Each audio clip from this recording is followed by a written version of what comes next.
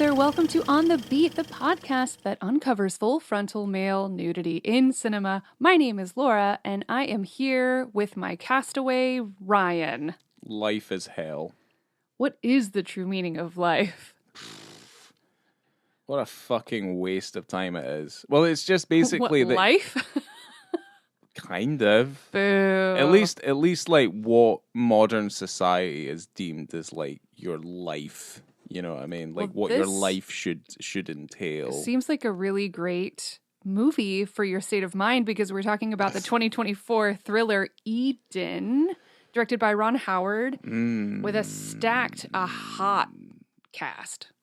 You guys, hot It's a cast. really There's two of the hottest chicks in my heart are in this film. It's a bewilderingly attractive cast. Because they even try to ugly up, like, Sweeney. What's her name? Sydney Sweeney. Sydney Sweeney. They try and ugly her up a wee bit, but it's kind of difficult.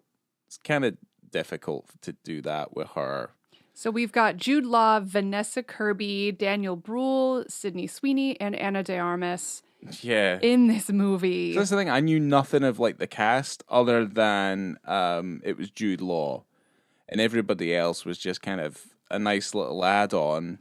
But I mean, Jude Law is probably, in my opinion, he's probably one of the best parts of this film. Well, Vanessa Kirby kind of spends the film just looking over her left shoulder quite a bit. She does it really well. She looks great. Yeah, she does it really well. Because they try and ugly her up. Impossible. And she's got MS. They try and ugly her up, but it's like, it literally is an impossible task. Ugh. Like, she's so unbelievably beautiful. Just gonna grunt thinking about Vanessa Kirby. Oh my god. Okay, the synopsis of this film that I pulled from Letterboxd is: a group of disillusioned outsiders abandon modern society in search of a new beginning. Settling on a remote, uninhabited island, their utopian dream quickly unravels as they discover that the greatest threat isn't the brutal climate or the deadly wildlife, but each other. Oh no, who'd have ever thought? They were never in trouble by the wildlife, other than the puppies.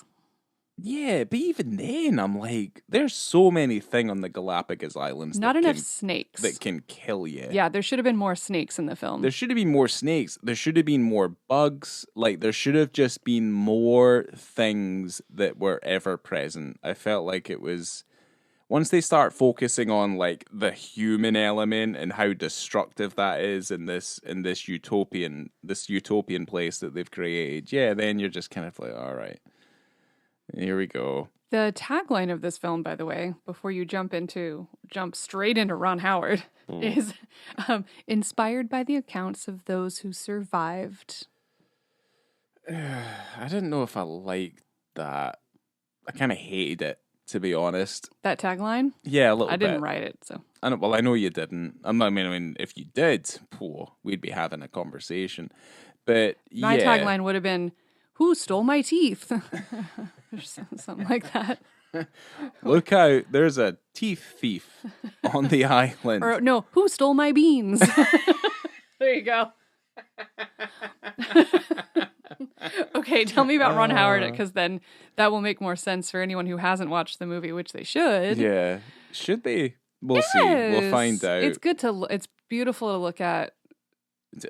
I don't know. Anyway, we'll get into that. Yeah, Go on. You like everything a slightly less shade of brown. It's very uninspiring. That makes you know that it's hot outside when it's brown. Well, before we go into Ron Howard, the only things I really, really liked about the movie were like the kind of weird time-lapsey stuff of the island. It just doesn't take it far enough. It's kind of like that Nicholas Roeg movie that we also covered, Castaway, which does this better. Anyway, Ron Howard, American filmmaker and actor. You would remember him fondly as Richie Cunningham in Happy Days from 1974 to 1980, and he was also starring in American Graffiti in 1973. Famous child actor, let's put him that way. Grand Theft Auto in 77 was his directorial debut, and those dates kind of match up because Happy Days, he left Happy Days after 4 years so he could just focus on being a being a director. And he's a lauded one at that. He's a winner of 2 Academy Awards, 7 Emmys, 2 Golden Globes, and 2 Grammys. He won Grammys? He won Grammys. I don't know why. I All don't know the reasoning behind it. He's got 2 stars on the Hollywood Walk of Fame, or whatever the fuck you call it. Greedy. A little bit. But I mean, what, you think he's got one for Happy Days as well? But, why would you have 2? I've never been, so I don't know what those stars. I thought you just got 1 per person. I don't know. Everyone can just get a star these days. It doesn't really matter. He's kind of, Ron Howard to me is kind of, he reminds me a little bit of Steven Spielberg.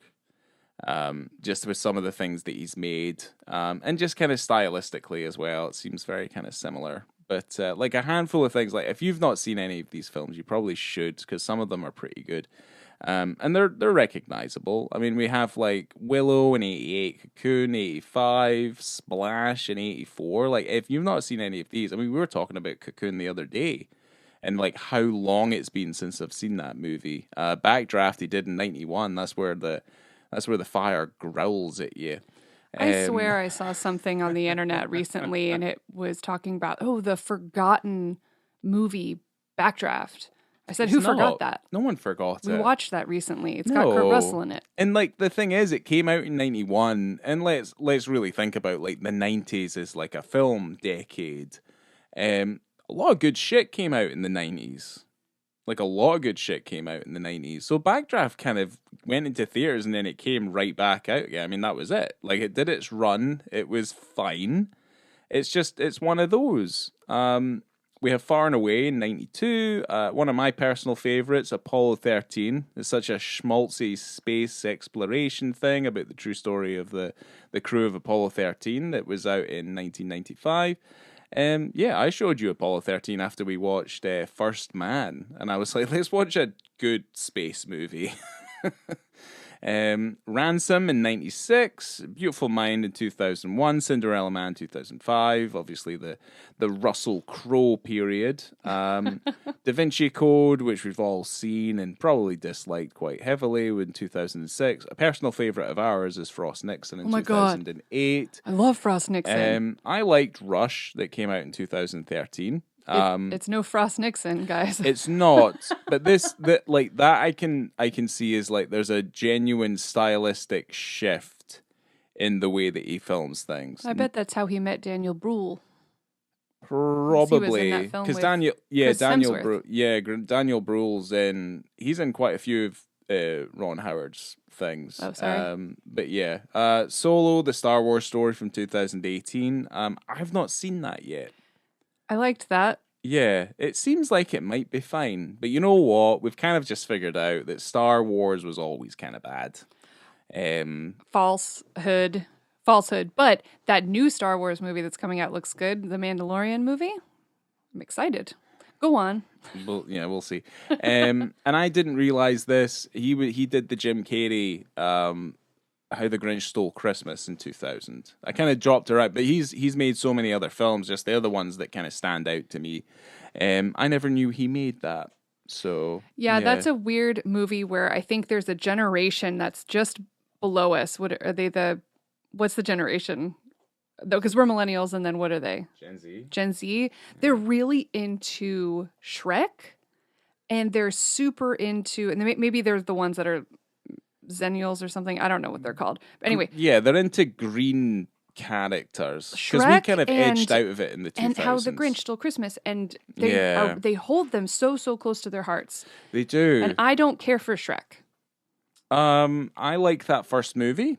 And that's really about it. I find all the rest of them I'm not saying I dislike tiresome. Shrek. I don't want to get in trouble, but Shrek was why am I going to watch Shrek? Well, Shrek was good because it was a product. It was a product of that time, and that film is full of like intertextuality, and it's very self-referential. And I think it does a good job of that. At least that first one. The rest of them, I'm like, okay, I'm not interested. These aren't funny enough.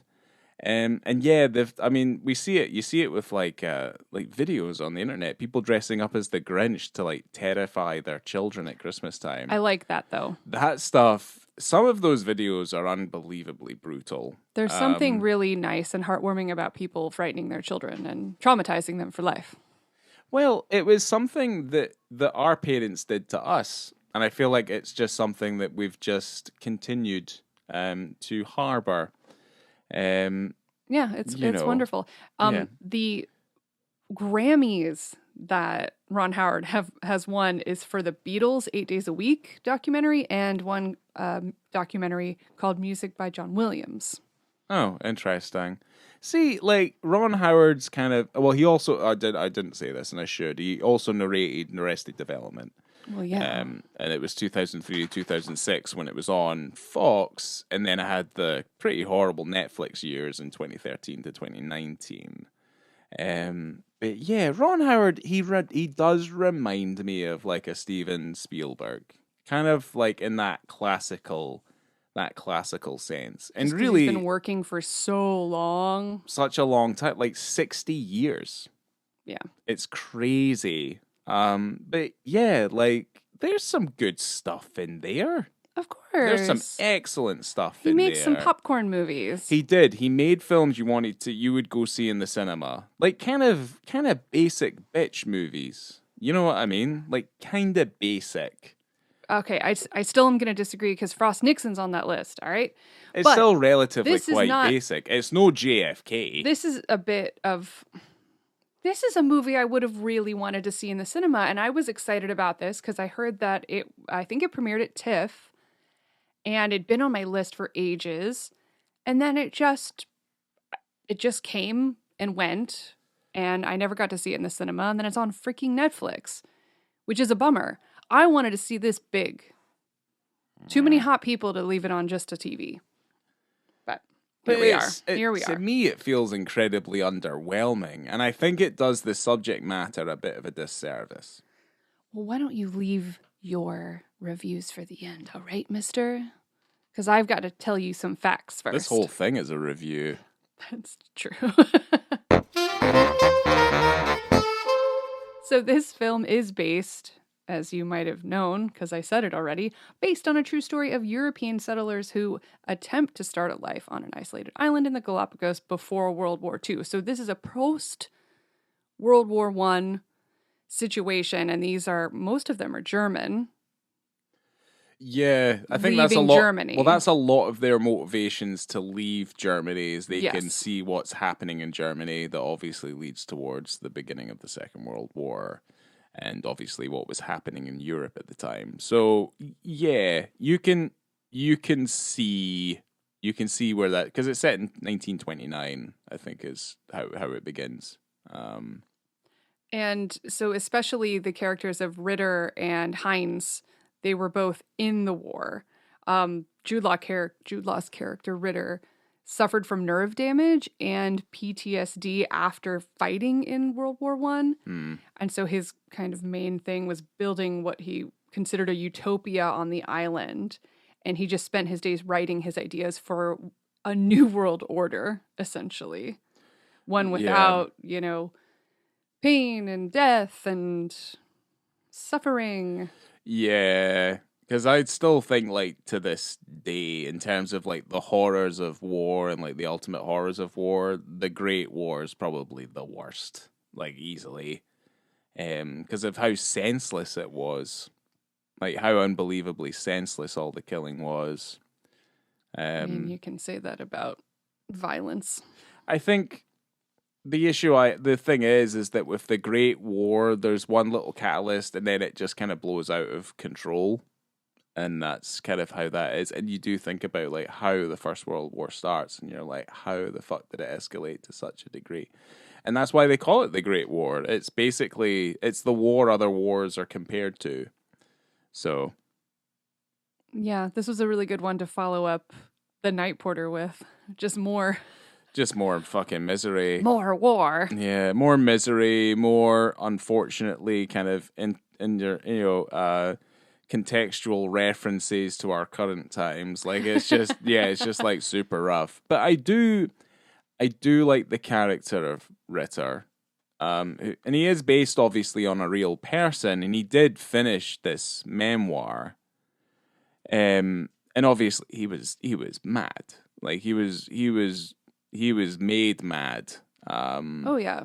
You know, but he is fascinating. And Jude Law playing him is also incredibly fascinating. To me, he's my favorite part of the whole thing, which is why I feel it's a bit of a disservice that Sydney Sweeney ends up being a little bit more of like the character focus, at least like towards the second half of the film.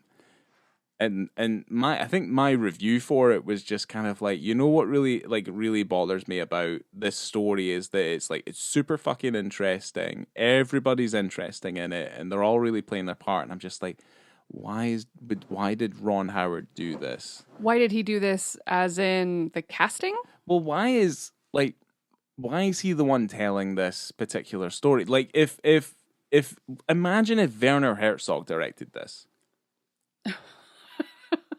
It'd be fucking awesome. Well, and you'd be like, wow, it's really fucking cool. And he would focus on all the elements of it as well.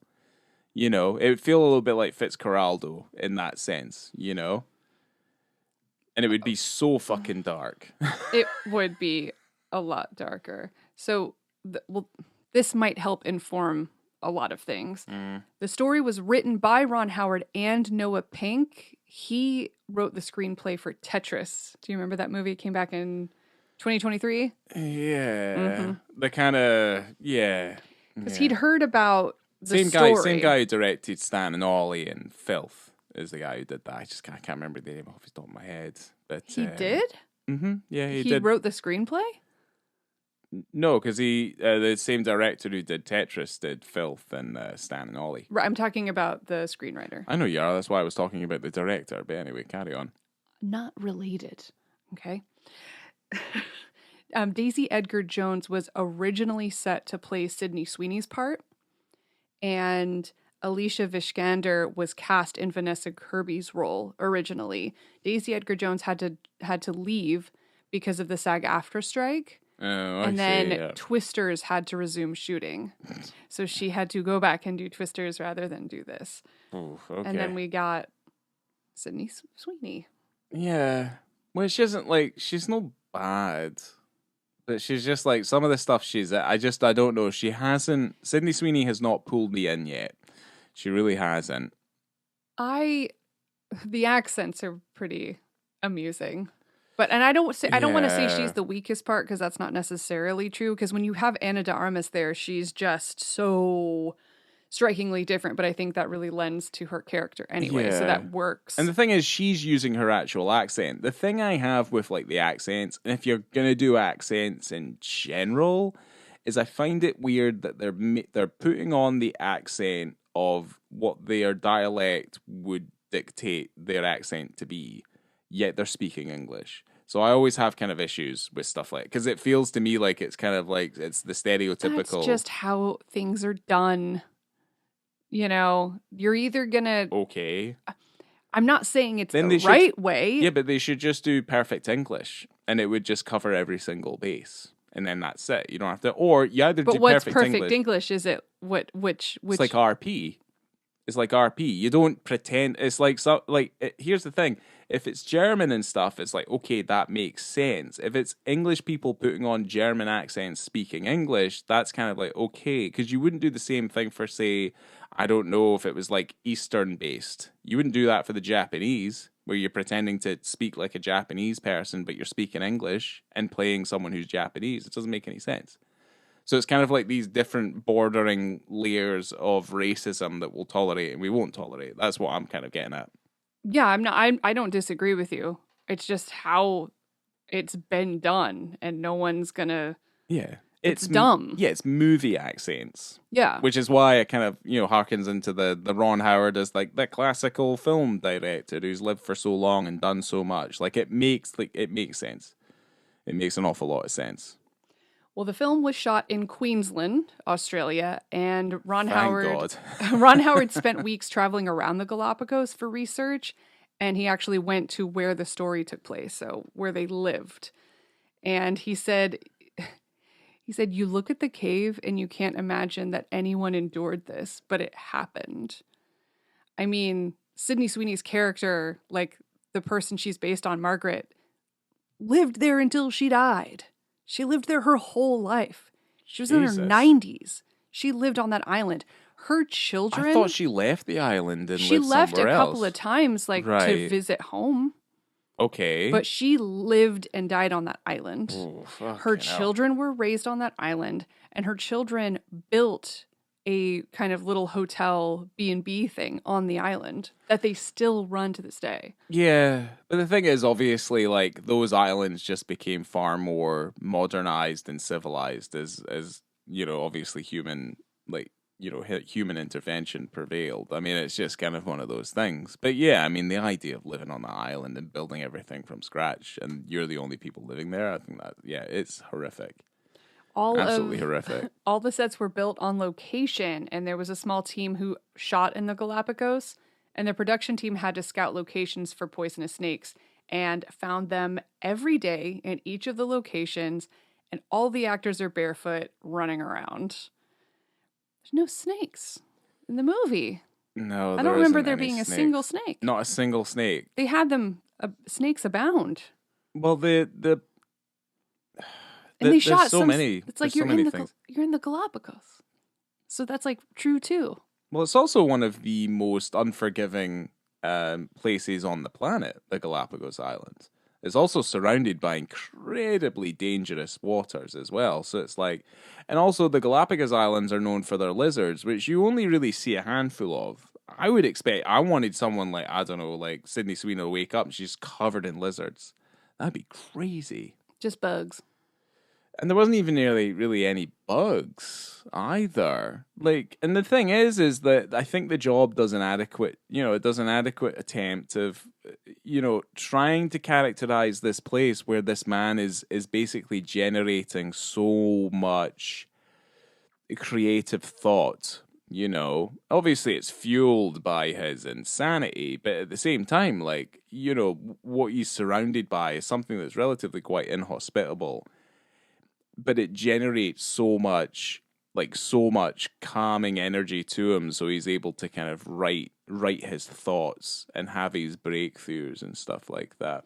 Right, because it all comes into fruition because Ritter had lived there with his partner for maybe, 4 to 6 years? Yeah. Alone, and then he'd been sending his stories that he'd been writing. Yeah.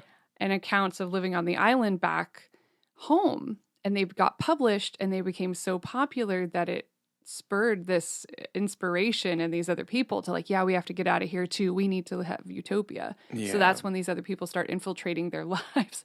And for whatever reason, living really close to each other. At least that's what it seemed like in the motion picture. Yeah, it didn't make... I mean, it made relative sense because like they'd spent so long cultivating the land that they'd been given. So it would also make sense that they'd want to stick close enough to each other because the cultivation, like it would be harder for them to go more, you know, inland to where it's a little bit more, you know, it's a little thicker. So it does make sense that they would try and band together. But again, it's human nature to band together like that, I think. So. Well, I mean, it did ruin everything.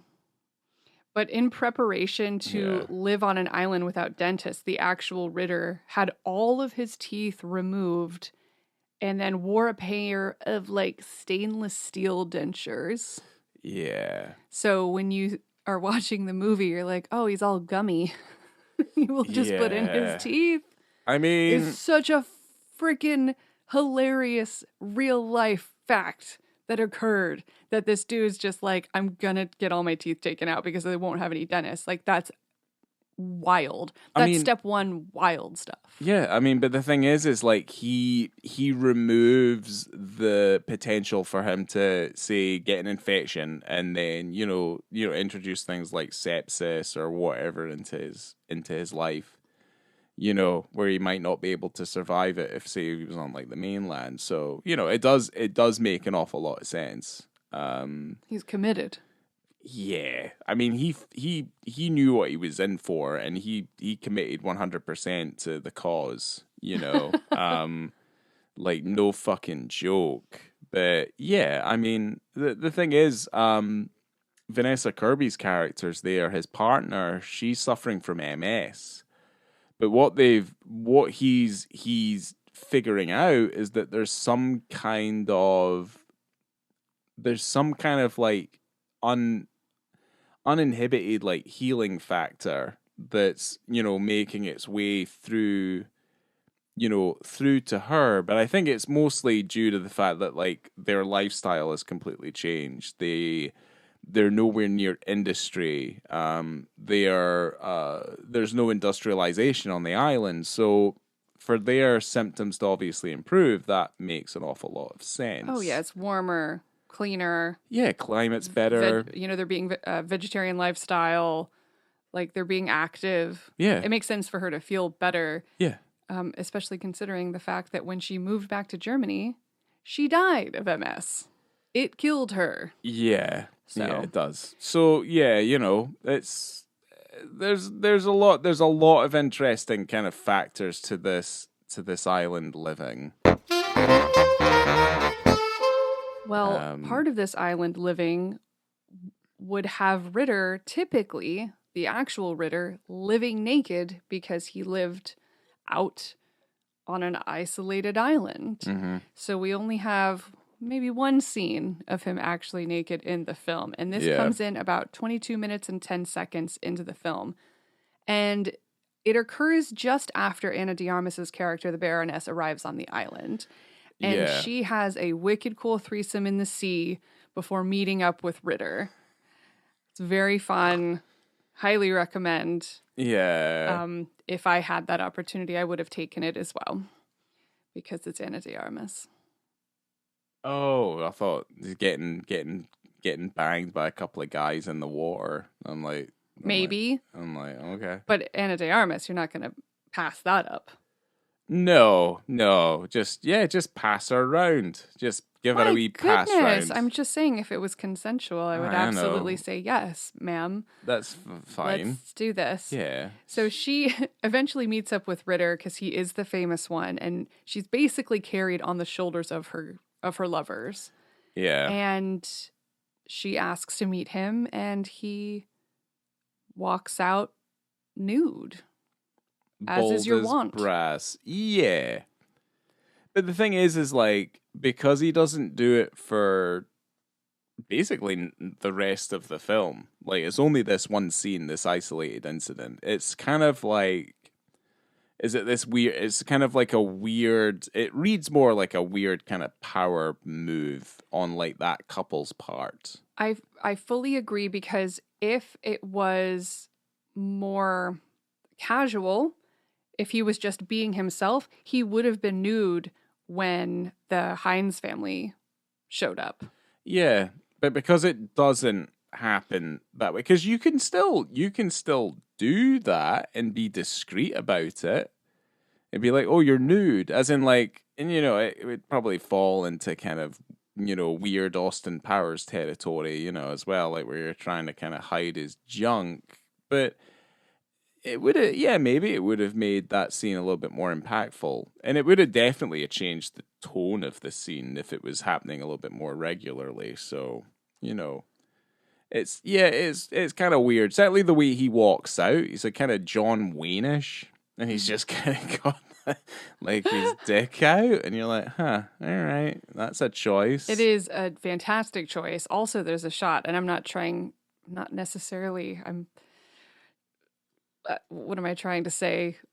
Comment on his body, but that butt doesn't quit. It doesn't. He's got junk in the trunk, son. It really does. Like, yeah, he has been doing squats, and you can tell. Yeah. 5 stars. Yeah, he's sticking a vacuum on that thing. It's going. Yeah. Yeah, he's got a big bum. It's like the butt that wasn't talked about enough, because I know I haven't gotten Ryan to watch Heated Rivalry yet, but there is just nonstop talk about those buns. And they're not talking enough about Jude Law's buns. So I think his buns need time out there. Yeah. In the spotlight. Aye.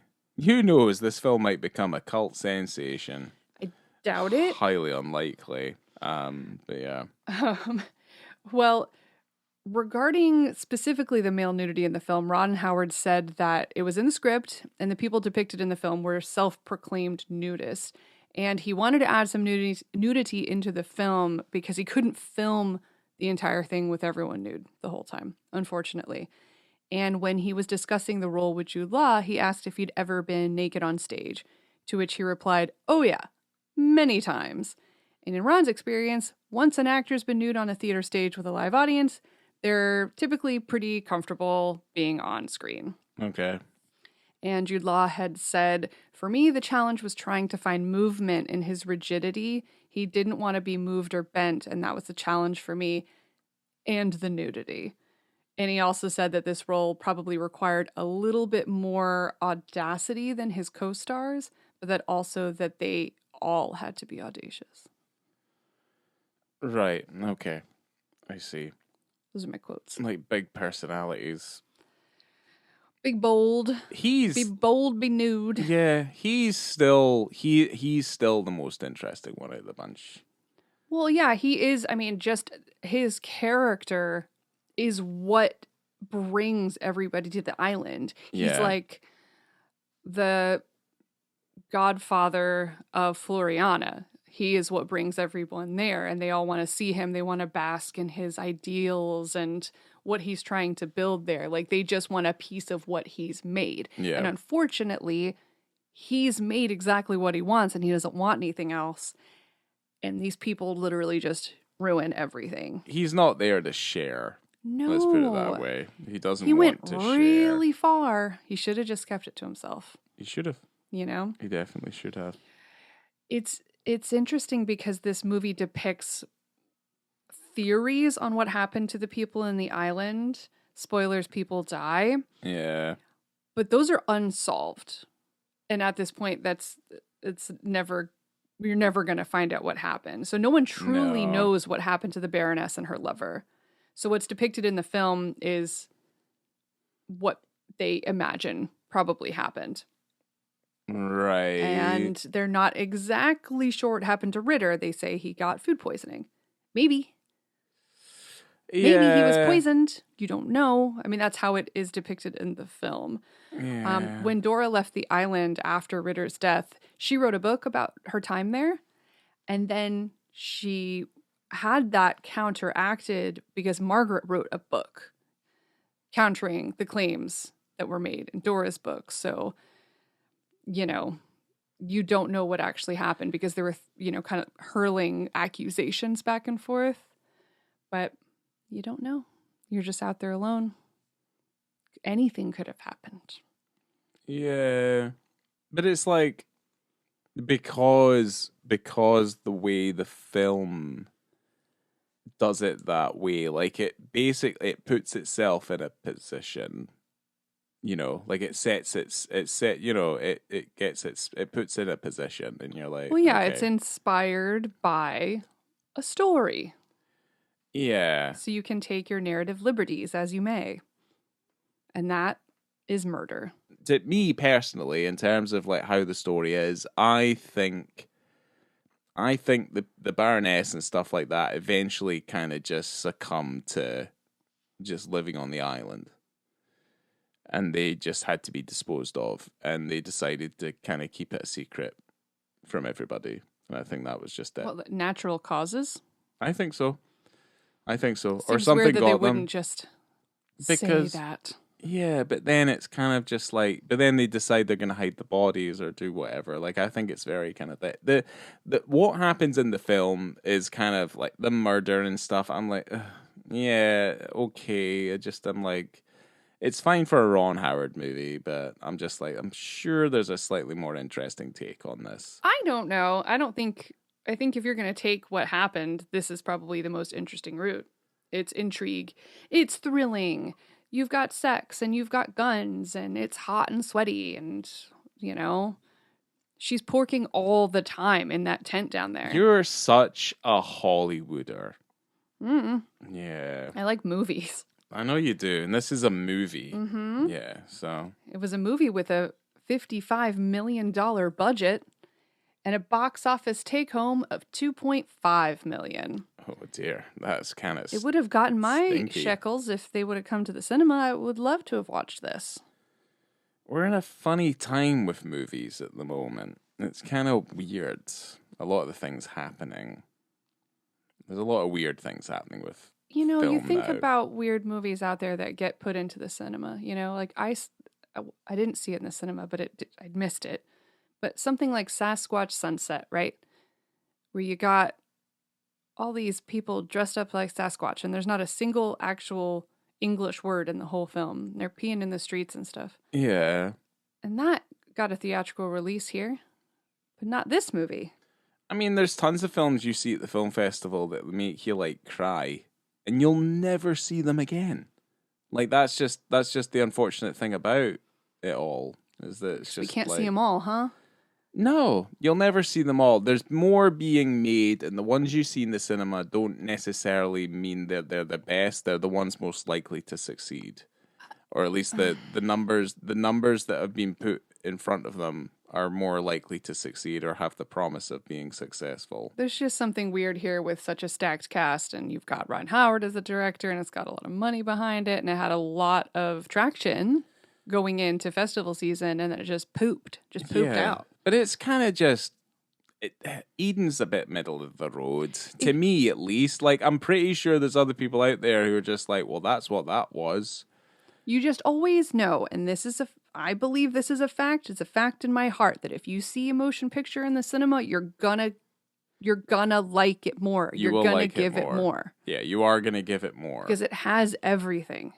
You're there, you're isolated, and that's the only thing you can focus on unless you're an asshole and you use your phone in the cinema. Okay, well then, this is a good time for us to get into our ratings, unless you have anything else you want to bring up. Nope, I do not. Okay, so I will go first because I feel like it. And in terms of visibility and context, I'm going 4.5, and I'm deducting it a half star because I don't know. I guess I can appreciate the fact that Ron Howard's like, I wish they could have been nude all the time, but they couldn't. So I'm going to give you one. I'm going to just give you one. It's something that Castaway did really well. The Oliver Reed one. I think that one did that really, really well.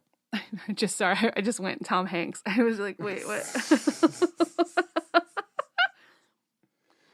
I was like, okay. I mean, at a certain point in that movie, Tom Hanks would not be wearing those little shorts. No. There's no fucking way. You saw how wild he became, how feral. He's not going to be conscious of the fact that he's wearing anything on his bottoms.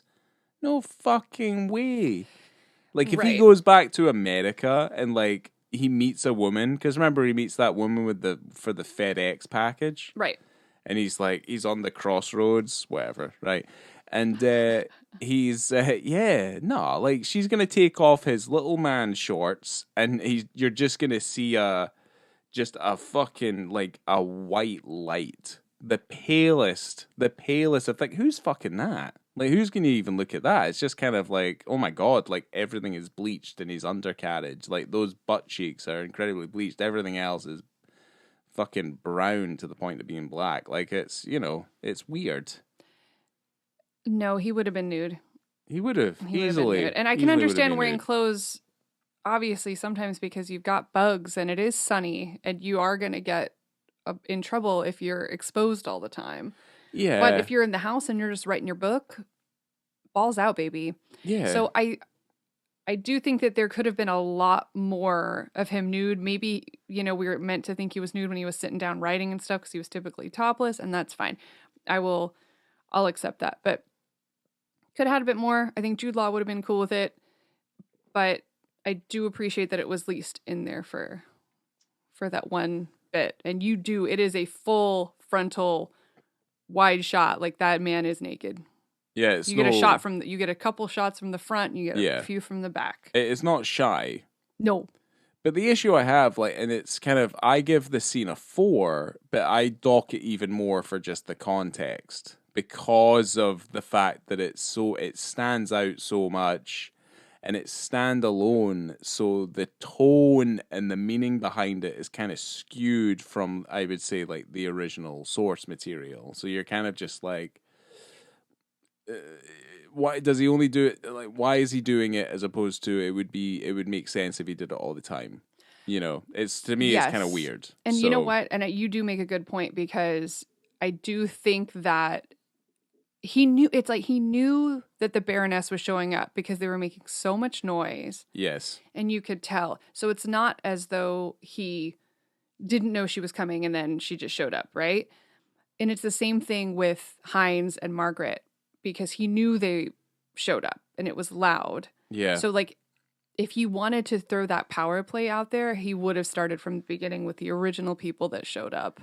I can see, maybe, I do like the idea that it's a power play though. You know, he's like, this is me. This is my property. This is what I'm doing here. You do not belong here. Like, you can obviously tell how comfortable I am. Please vacate. I like that. Well, it feels more calculated than I think it actually was. Potentially, but I like that as an idea. Well, it's kind of different. It's difficult to say otherwise because that's kind of how it's presented. Well, the way he's standing, the way that he is not, he's like an immovable force. Yeah. He's like, don't fuck with me, you know, and because he does not want anyone around anyway. So, and in terms of the film itself, I gave it a 3.5. I enjoyed it. It is too long. It's like 2 hours 10, bit too long, but I liked it. I thought it was an interesting story, and I thought it was told interestingly, and I thought everyone was very attractive, and I liked that. I liked Ritter's gummy mouth. I was a big fan of that. Also, it's so violent at parts that are so shocking, and I liked that. The stabbings? Yeah. It's got one of the worst headshots in cinema history, though. True. It's pretty bad. The stabbing was good. I mean, yeah. I mean, you're allowed to like it. Thank you. Yeah. I did like it. Mm-hmm. I didn't love it, but I liked it. What about you? 2.5, because it's straight down the middle. Like, I was kind of bored by it at a certain point. And plus, I felt like the direction it was just going in just wasn't particularly interesting. But what is there is in parts like quite interesting, like the concept behind it, the fact that it's a true story. You know, I think that is good. I do wish someone else had tackled it though. That's my only thing. I think the story is really interesting, but I wish someone else had tackled it to see what we might have got instead. Because the only reason they pumped as much money into it as they did, and they put a bunch of beautiful people on an island directed by Ron Howard, was purely because they thought we could make this story profitable. That's the only way you kind of look at it, as opposed to it being, say, like like a piece of art. It's not really like, not to say that it's not. You're just kind of like, it's a very by the numbers sort of thing. And it kind of just follows a route, and you kind of are like, all right, this is the route it's taking. And yeah, to me, it just isn't that interesting overall, you know, be it like the visuals or just the way it's kind of like put together and stuff like that. I've never thought about, you know, Ron Howard as like, you know, he's a decent director, but like I don't look at some of the things that he's done and be like, wow, Ron Howard. I mean, unfortunately, that is what you got. If you want to watch more about it, you can watch the documentary that came out in 2013 called The Galapagos Affair. Nice. Cate Blanchett does some of the voices. Oh, cool. Perfect. Yeah. So, if you want to see more. I'm interested in the story. I'm just not interested in this film version of it. Well, then, let's get on that documentary.